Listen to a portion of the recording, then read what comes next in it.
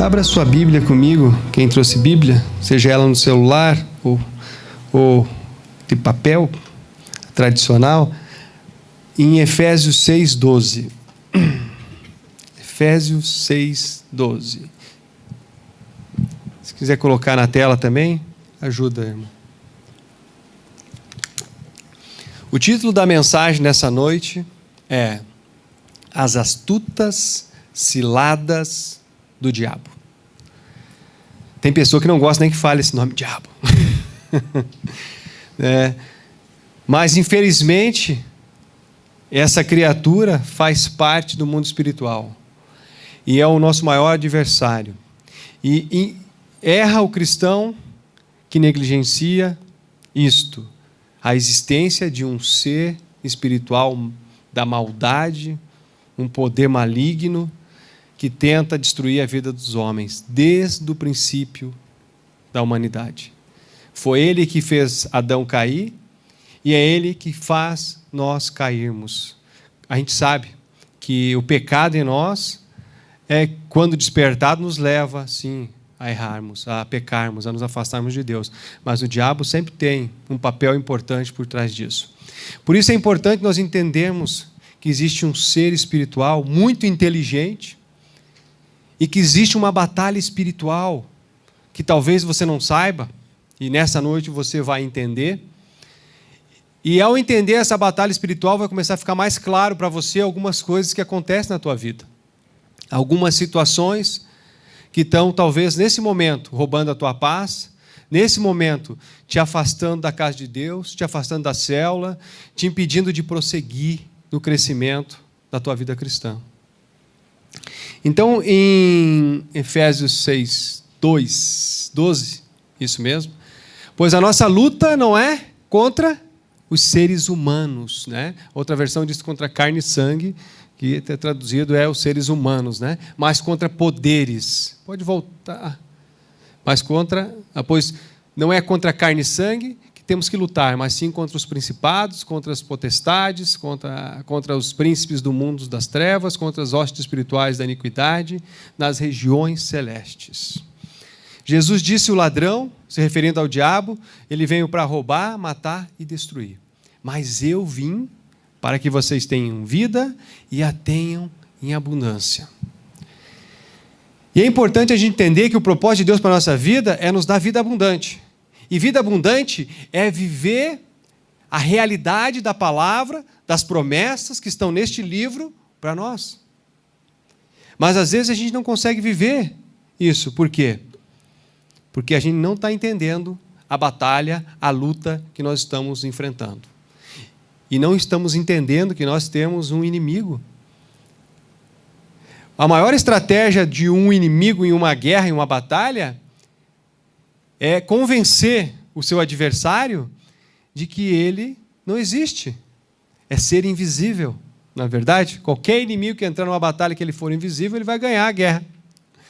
E as pessoas, e religiões, e filosofias, tentam colocar na cabeça dos seres humanos que não existe uma batalha espiritual, que não existe seres espirituais, que não existe demônios, que não existe o diabo. E, infelizmente, existe. E tudo que nós estamos vendo aí, na sociedade de hoje, na nossa vida, na humanidade, é consequência de um plano bem bolado, de uma estratégia bem bolada desse inimigo, desse diabo, né, que fez Adão cair, que fez Eva cair e que trouxe tudo que trouxe para nós. Agora é interessante, por que eu estou falando isso? Um dia eu estava vindo de São Joaquim e quando eu estava passando pelo shopping ali, descendo na BR ali, na BR-282, de repente eu escutei um carro atrás de mim, assim, sabe aqueles carros assim, rebaixado, em alta velocidade, e um gurizão assim desse, e aí vem acelerando atrás de mim. E se tem uma coisa que me mexe comigo lá dentro, sabe? É uma coisa dessa. Quando faz isso comigo. E naquela hora, Deus falou comigo. Deus falou assim: não aceite a provocação do diabo. Não aceite a provocação do diabo. Olhe para o teu vizinho aí, para o teu irmão, e diga assim: ó, não aceite a provocação do diabo. Sabe, Satanás, irmã, ele quer, a maior tentativa dele é acessar a nossa alma. Ele quer fazer com que dentro de nós fiquemos perturbados, incomodados, em dúvida. Porque quando ele faz isso, ele começa a fazer o quê? Ele começa a te afastar do reino de Deus, te afastar daquilo que Deus tem para você. Então o diabo sempre vai tentar acessar a tua alma, como? Usando pessoas, diga pessoas, situações e pensamentos. O diabo, ele é perito em jogar pensamentos na tua cabeça para você, e você acha que é você mesmo que está pensando, sabe? Ele pega assim uma flechazinha e faz assim, e joga. Você pensa aquilo e acha, nossa, como é que eu pensei isso? Eu me lembro que a minha esposa lá atrás, quando a gente recém se converteu, ela dizia, puxa, mas não pode, que eu sou tão ruim assim que eu penso essas coisas. Eu falei, não. Né? Ela ficava pensando, analisando os pensamentos, os sentimentos dentro dela e julgando aquilo como se ela fosse diferente das outras pessoas, que as outras pessoas não passassem por aquilo, não pensassem aquilo. Não, né? Então ela mesma ficava se julgando. Mas ela entende hoje que isso não tem nada a ver. Na maioria das vezes o diabo, ele realmente lança pensamentos, ele lança flechas lá na tua alma, lá dentro de você, assim, ele não consegue ver dentro de você, tá? Ele não consegue enxergar porque ele é um anjo, ele não consegue ver dentro de você, mas ele consegue perceber as tuas reações. Então ele lança situações, ele lança pensamentos, ele usa pessoas para te provocar, o colega de trabalho, o chefe, o próprio empregado, o tio, o primo, o parente, o irmão da igreja, que faz alguma coisa que para você aquilo, sabe? Como eu, quando vi o carro acelerando atrás de mim ali. Então, sempre tem coisas que o inimigo vai observar na tua vida, quando ele usa dessa estratégia. Ele é um ser muito inteligente, está na terra há muito mais tempo que nós, muito mais tempo que você. Então ele estuda muito bem os homens e sabe muito bem como lidar, como fazer o homem tropeçar, como fazer o homem cair, como fazer o homem se afastar do reino de Deus. E é isso que ele está sempre tentando fazer comigo e com você. Agora nós precisamos perceber isso, irmãos. Nós precisamos perceber isso na nossa vida e analisar quais são as estratégias que ele está usando comigo. Pense um pouquinho, quais são as estratégias que o inimigo está usando com você? Que está te perturbando, que está te roubando a paz, que está te afastando da tua disciplina de buscar a Deus, de ler a palavra, de estar aqui na igreja, de estar com os irmãos. Quais são as situações que ele está usando? Porque você está numa batalha, queira ou não queira. E no momento que você se converte, você assume um lado. E quando você assume esse lado, com certeza o inimigo não vai deixar barato. Tem uma historinha que eu gosto muito. Certa vez que tinha um homem em cima do muro. E aí, de um lado do muro, era o céu, era o paraíso. E o Senhor dizia para ele, venha para cá. Venha para cá. Né? E fazia um monte de coisa para chamar a atenção os anjos. Os anjos estavam ali, fazendo um monte de coisa para chamar a atenção dele, para que ele pulasse para o lado deles. E ele estava em cima do muro.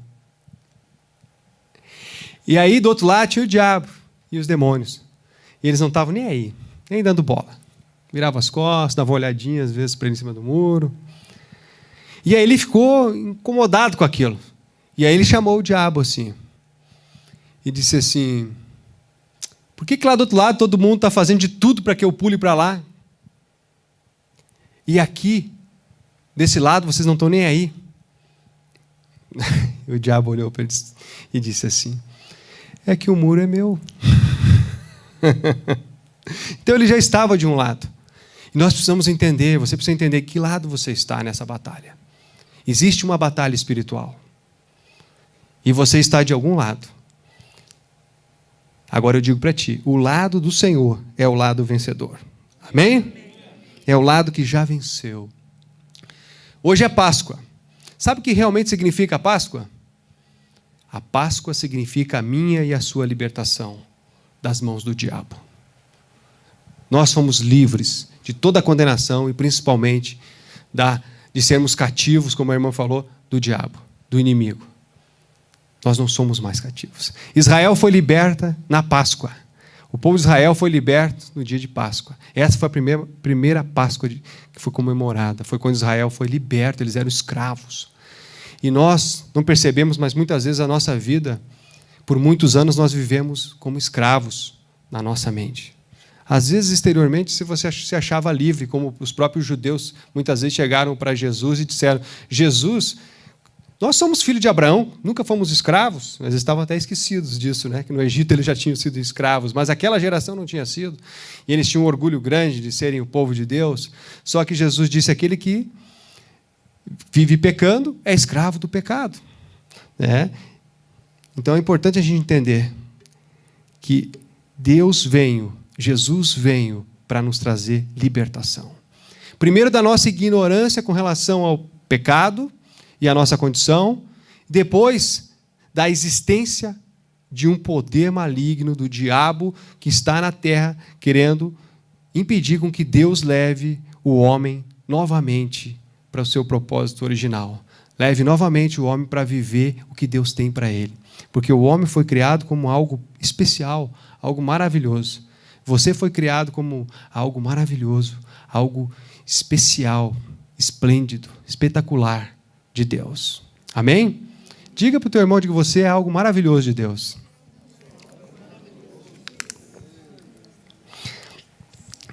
Então, irmão, como o inimigo usa essa estratégia? Pensamento, pessoas, situações. E quando eu reajo a isso, quando você e eu reagimos a isso de uma maneira natural, né?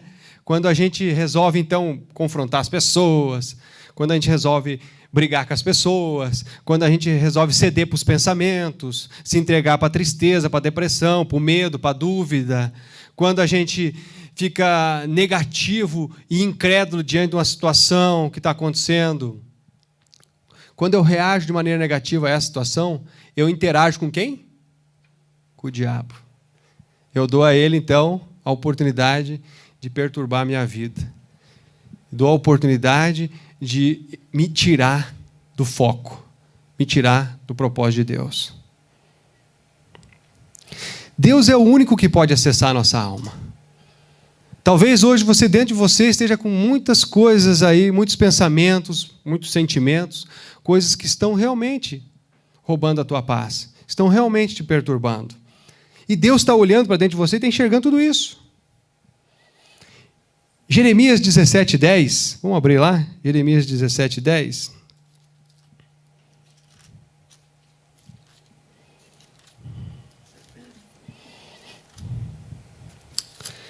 Já está ali? Eu sou o Senhor que sonda o coração e examina a mente. Olha que interessante, vírgula, né?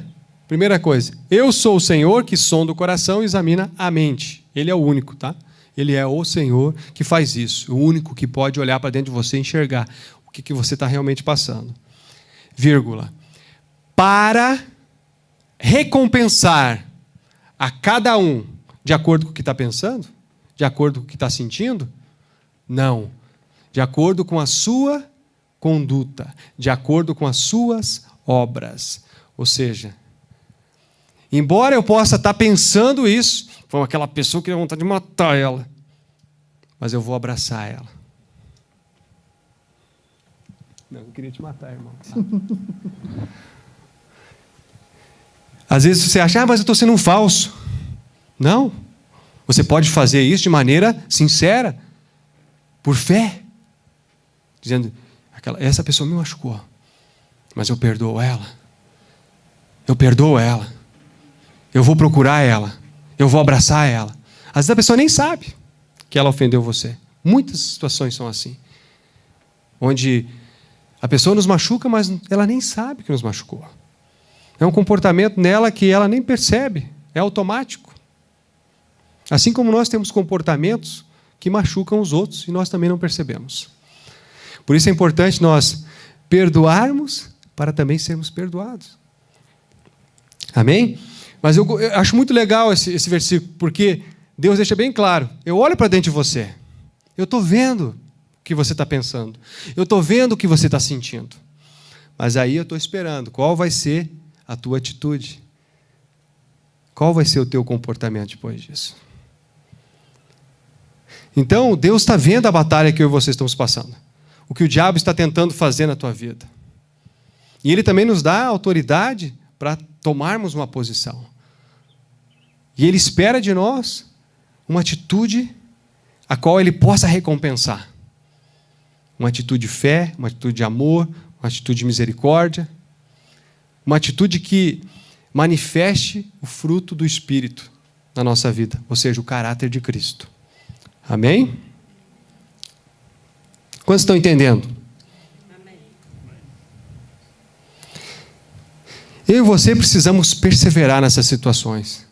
Sempre quando nós passarmos por isso, mesmo nos pensamentos da gente, quando a gente está lutando com eles, nós precisamos perseverar até o fim. Mateus 24, 13. Abre lá, Murilo. 24, 13. Acho que eu vou acompanhar ali, que é mais rápido e é legal todo mundo ver junto, né?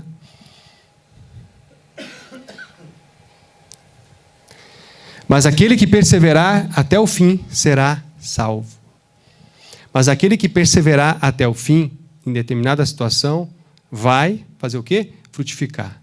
Vai vencer. Essa palavra perseverar, ela pode ser também entendida na Bíblia como insistir até que mude. Insistir até que uma situação mude, algo mude. Então você fica insistindo com uma situação até que ela mude. Você começa a ter uma posição diferente diante daquilo e você começa a vencer. Começa a vencer o diabo, começa a vencer aqueles ataques que o inimigo tem tentado trazer na tua vida. É interessante, a nossa vida, nosso coração, ele é como uma boa terra. Só que ele nem sempre é uma boa terra. Ok? Um solo, quando você vai plantar, nem sempre está preparado para receber a semente. Abra para mim Lucas 8:15, Murilo. Mas é importante a gente entender que Deus tem uma forma de trabalhar na vida da gente. E, inclusive, o diabo é instrumento de Deus, porque tudo está no controle de Deus. O que Deus permite, Ele faz. O que Deus não permite, Ele não faz. Não é verdade? Lembra da história de Jó? Quem conhece a história de Jó? Posso fazer isso, Deus? Pode.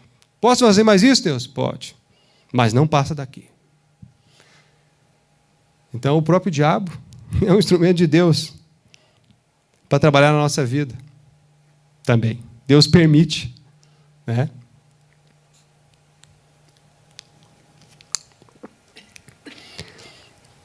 Lucas 8:15. Mas as que caíram em boa terra. Boa terra. Será que toda a terra é boa? Toda a terra é fértil? Mas será que toda a terra pode se tornar fértil? Então existe um processo na vida da gente, onde Deus permite situações, circunstâncias, né? Coisas, problemas nos relacionamentos, onde Deus permite que o próprio diabo faça coisas. E tudo isso tem um propósito. Um dos propósitos é preparar o nosso coração para que quando a palavra de Deus seja semeada, ela possa frutificar. Deus quer que a palavra de Deus entre em nosso coração, que você escute isso que eu estou te falando, que você leia a Bíblia, e ao você ler ela, você acredite nela, e você possa viver ela. O fruto que Jesus sempre fala nos evangelhos é viver a realidade das promessas da palavra de Deus na nossa vida, hoje, aqui. Amém?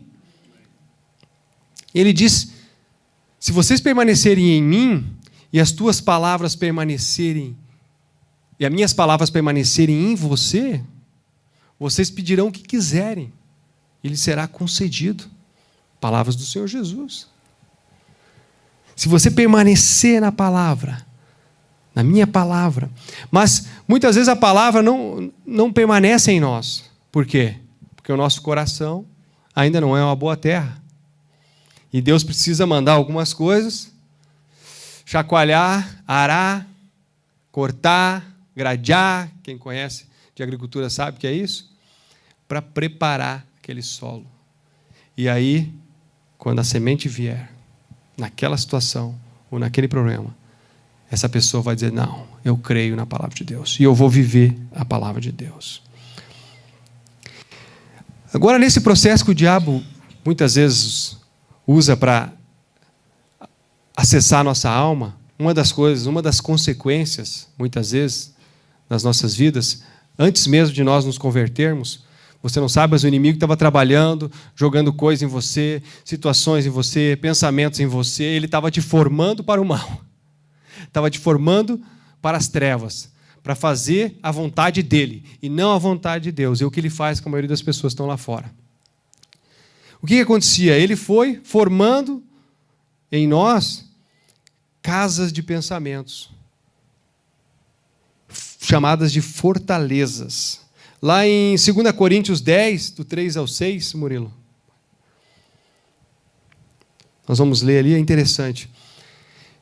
Cada vez que eu reajo mal a uma situação dessa, uma investida dessa do nosso inimigo, né? Cada vez que eu reajo mal, alguma coisa começa a acontecer dentro de mim. E o inimigo consegue começar a construir alguma coisa dentro de nós. É assim mesmo? Não adianta eu estar na igreja? Eu nunca consigo fazer isso diferente. As pessoas não gostam de mim mesmo, nem na igreja. Mas eu já tentei fazer isso. Mas eu já pedi perdão. Mas eu já perdoei. E ela continua fazendo da mesma forma. Mas... E mais, e mais, e mais, e mais. E aí, dentro de nós, vão se formando casas de pensamentos. O inimigo vai ganhando território lá dentro da nossa alma. Pois, embora vivamos como homens, não lutamos segundo os padrões humanos. Versículo 4. Ou seja, nós temos uma luta, né? Só que essa luta não pode ser lutada de maneira natural. Não pode ser lutada da maneira que nós estamos lutando. As armas com as quais nós lutamos não são humanas. Ao contrário, são poderosas. Diga assim, poderosa. Em Deus, para destruir fortalezas. Próximo versículo. Destruímos argumentos. É bem essa versão que eu gosto. Argumentos. O diabo consegue colocar argumentos através das nossas frustrações, dos nossos fracassos, em tentar viver a palavra de Deus de maneira humana, de maneira da nossa forma, em tentar lidar com as situações da nossa maneira. Ele então começa a criar argumentos. Essas casas de pensamento são argumentos que são formados na nossa mente para nos impedir de viver a realidade da palavra de Deus, de experimentar o reino de Deus presente na nossa vida. Pode voltar só um pouquinho lá no 5. Destruímos argumentos e toda pretensão que se levanta contra o conhecimento de Deus. Ou seja, cada vez que você recebe a palavra de Deus, cada vez que você está querendo praticar, viver algo de Deus, aquele argumento vem e você, eu acho que não vai dar certo de novo. Então o teu solo ainda está com espinhos, ainda está com coisas, ainda há um pouco de pedra, ainda há coisas... a semente não está conseguindo criar raízes. Por quê? Porque ainda há coisas naquele solo que precisam ser trabalhadas dentro da tua alma. Destruímos, então, argumentos e toda pretensão que se levanta contra o conhecimento de Deus. E levamos cativo todo pensamento, para torná-lo obediente a Cristo. Olha que interessante, né? O que o apóstolo Paulo está dizendo aqui. Isso aqui é uma chave.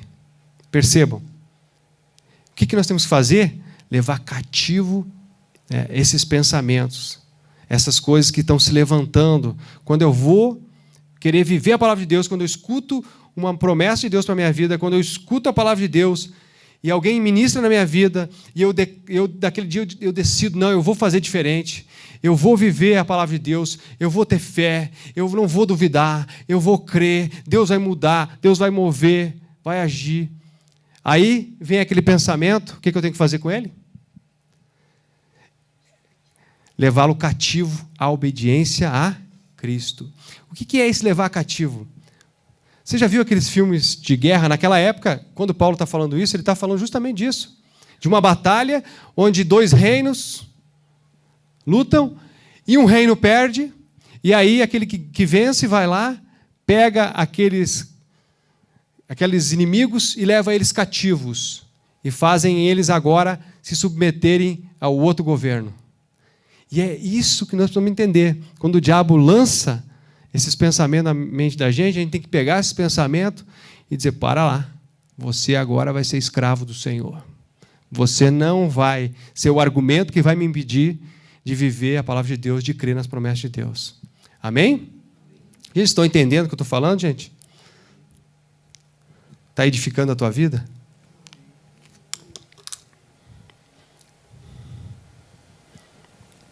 Deixa eu abrir aqui de novo. Tem o versículo 6, tá completa. Legal. E estaremos prontos. Depois disso, depois que você aprende a lidar com os teus pensamentos, olha que interessante. Paulo está dizendo, depois que você aprende a lutar com esses argumentos, que agora você está lutando com as armas de Deus, que são poderosas, você está começando a tomar os pensamentos, começando a trabalhar na tua alma e administrar essas coisas dentro de você e levar isso cativo, aí sim, então estaremos prontos para punir todo ato de desobediência. Ou seja, cada vez que algo dentro de mim quer impedir que eu viva a palavra de Deus, que eu experimente a palavra de Deus, eu já estou pronto, preparado para vencer isso, uma vez estada completa a obediência de vocês. Ou seja, uma vez que a minha mente está totalmente rendida à palavra de Deus, a Cristo, ao reino de Deus, eu consigo fazer com que a minha vida possa viver a palavra de Deus. E o inimigo já não tira mais vantagem de mim. Eu começo a vencer essa batalha, essa luta do dia a dia que a gente tem nas situações, nas circunstâncias, com as pessoas. Eu já começo agora a ser mais vencedor nas situações. Porque todos nós falhamos, todos nós pisamos na bola, todos nós estamos aprendendo. Nós nascemos cristãos, bebês. E quando fala em bebê, fala em atitudes, em comportamentos, em relacionamentos, em conflitos, em como lidarmos uns com os outros, e como lidarmos com as situações. Vem um desafio financeiro, eu me apavoro, né? Vem um problema financeiro, eu me apavoro. Vem um problema de saúde, eu me apavoro. Vem um problema com filhos, eu me apavoro. Venha um problema que seja, eu me apavoro. Por quê? Porque ainda há dentro de mim argumentos que foram semeaduras que o inimigo fez através de pessoas, situações, de pensamentos. São casas, são fortalezas que estão ali dentro, que precisam ser destruídas. E quando eu consigo vencer isso, eu começo a dizer, não, isso não é verdade, isso é mentira. Se tem uma coisa que o diabo faz todo dia para as pessoas, é mentir. E uma frase que eu escutei, se você não está vencendo numa determinada área, é porque você está acreditando numa mentira ali. Porque Deus te fez para dar fruto, para viver a palavra de Deus, para viver as promessas de Deus. Amém? E qual é o propósito, qual é o objetivo do inimigo ao acessar a nossa alma, ao tentar nos impedir de viver a palavra de Deus? Né? Qual é o principal objetivo do inimigo? É o nosso espírito. 1 Tessalonicenses 5:23, coloca lá. Sabe, ele vem na alma, mas ele quer prender o teu espírito. Porque quando prende o teu espírito, prende toda a tua vida. O teu espírito é a base da vida. Por isso Paulo diz que o próprio Deus da paz deseja fazer o quê? Que ele quer que santifique inteiramente cada um de nós. Ou seja, que todo o espírito, alma e corpo, se você não sabia, agora fique sabendo. Você é espírito, alma e corpo. Amém? Você é um ser triuno, assim como Deus é Pai, Filho e Espírito Santo, você é corpo, alma e espírito. E Deus quer que todas essas áreas da tua vida, corpo, alma e espírito, estejam livres. Quando o diabo fez Adão pecar, o que aconteceu com Adão? O espírito dele morreu. Para Deus. Então o inimigo sempre vai usar essas estratégias para quê? Para fazer com que eu e você morramos espiritualmente. Você morra espiritualmente. Porque ao morrer espiritualmente, todo o resto do teu corpo vai ser afetado. Adão morreu espiritualmente primeiro. Depois a alma dele então ficou corrompida por causa do pecado. E por último ele teve que morrer fisicamente, que não era o propósito de Deus desde o início.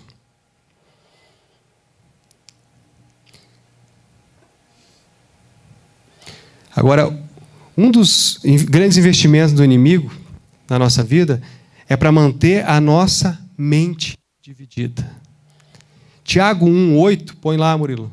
Tiago 1,8 fala assim.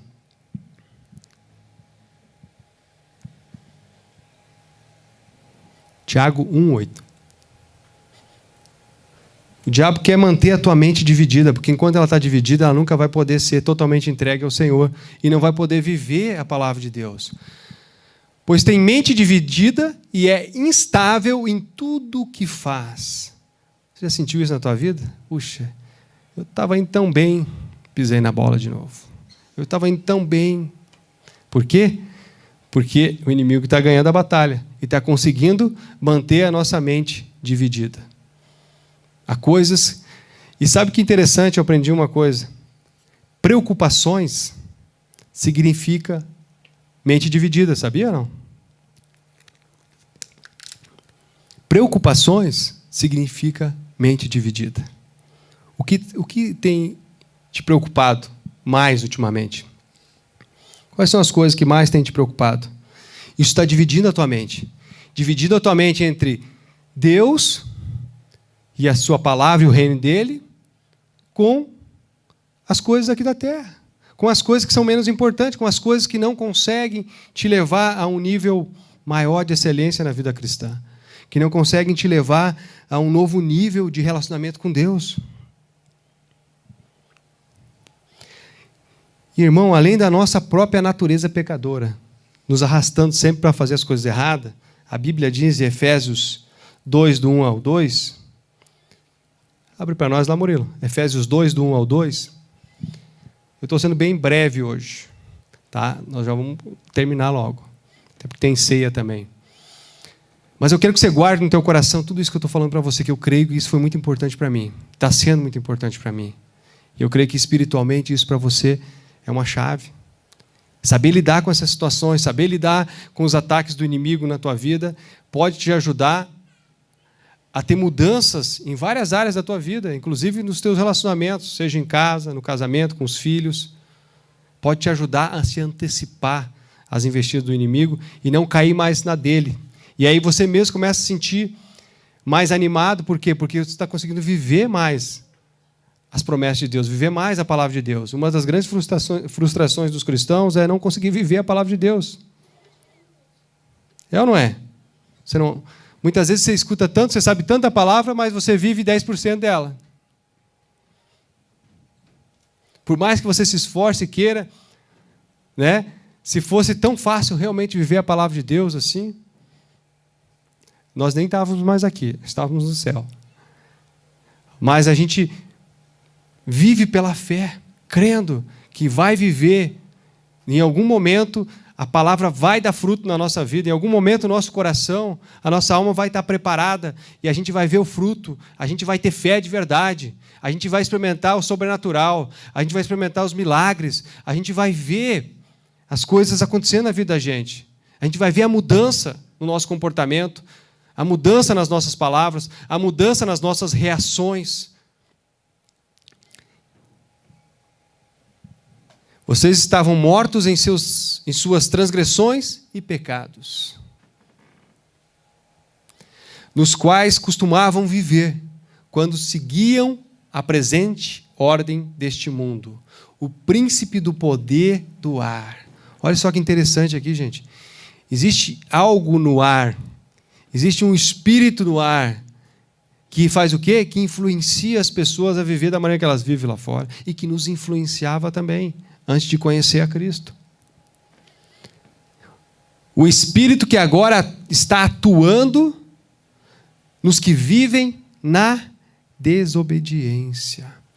Além do nosso próprio pecado, existe um espírito influenciando a nossa vida para nos levar a pecar, para nos levar a viver essa vida errada, essa vida que nos afasta do reino de Deus, que nos afasta do nosso cônjuge, quem é casado, que nos afasta da nossa família, que nos afasta das pessoas que nos amam, que nos afasta da casa de Deus, que nos afasta do nosso tempo de oração, do nosso tempo com a palavra de Deus. Porque há uma batalha, há uma luta sendo travada no mundo espiritual, que eu e você precisamos compreender. E se nós não compreendermos isso e não vivermos isso, nós vamos sempre estar caindo nos mesmos erros, nos mesmos pecados, e estar frustrados e dizer, não adianta ir na igreja. Quantos já ouviram esse tipo de frase?